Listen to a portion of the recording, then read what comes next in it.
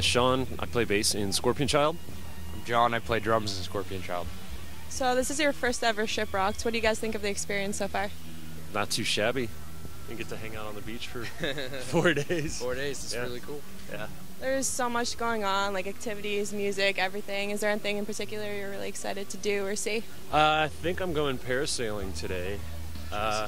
Yesterday I went not scuba diving, but snorkeling, and did that hippo slide over there. That was really fun. But yeah, I'm just honestly happy to be away from home for a little bit. And where are you guys from? Texas. Yeah. It's not too bad cold-wise. No. It's actually kind of cold there right now, too. Like, we had a snow, I think, like 2 days ago. Something like that, so, yeah. So it's nice to just be away. Yeah, exactly. So I have to ask, where does the band's name come from? When we were sitting around, like, just kind of, I guess, jamming on ideas, you know, before the band even, like, really came into fruition, we were big fans of The Cult. And there's a song called Little Devil on Electric, and that's one of the lines in there is Scorpion Child. So, and Cult, especially for me, was kind of one of the first bands that got me into rock and roll in the first place. So it was kind of serendipitous that I would be in a band that derived from a name, or, you know, from a lyric from a Cult song. So aside from, I'm assuming, The Cult, what bands have influenced you guys in general? Individually? And I think, I mean, it's a pretty broad spectrum, to be honest with you.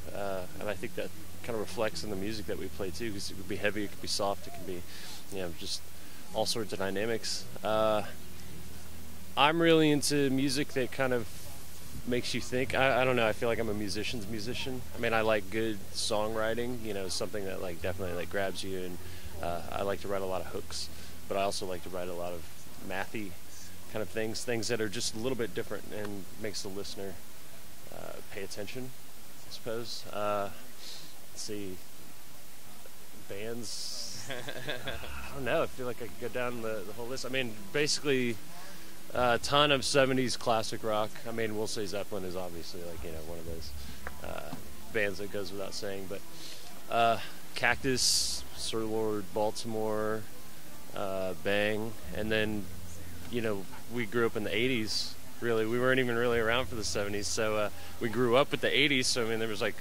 Bowie and Annie Lennox and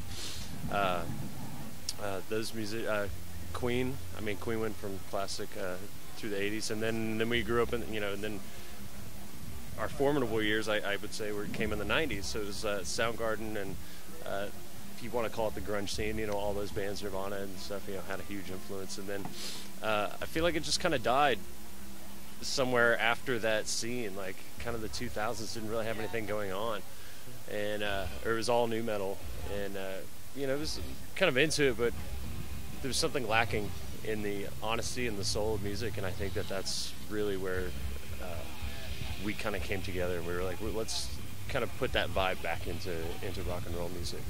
You guys definitely have kind of a unique sound. I haven't really heard anything like it in a while. When you guys, like, approach the writing process, do you think about that, or is it just you write whatever you guys are into at the moment? Or I think it's just kind of what we're into at the moment.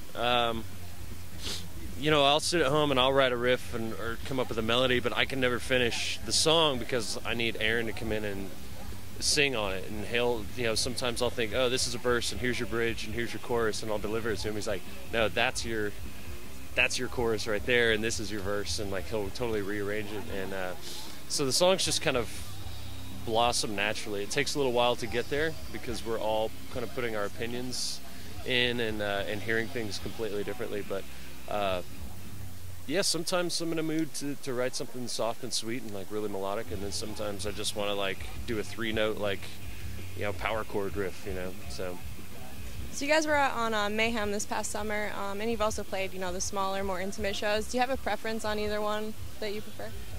I mean, we like crowds, definitely. I mean, we like to get that energy, you know, back, that synergy, I guess, back and forth. You know, it's like if there's a crowd there, the bigger the crowd, or I would say the more that they're into it, you know, we play harder. We just feel more, like, confident up on that stage. But But at the same time, we like to do kind of that punk rock style where it's like there almost isn't even a stage, and we're right face to face with you.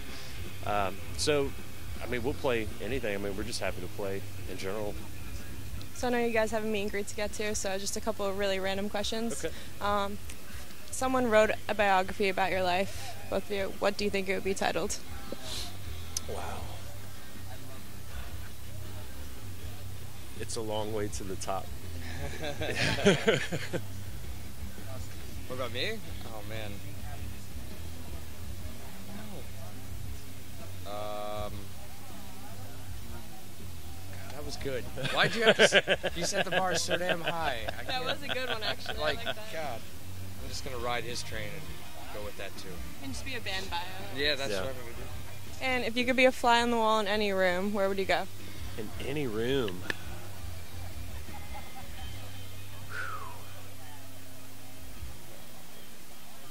Just one day, no one will know you're there.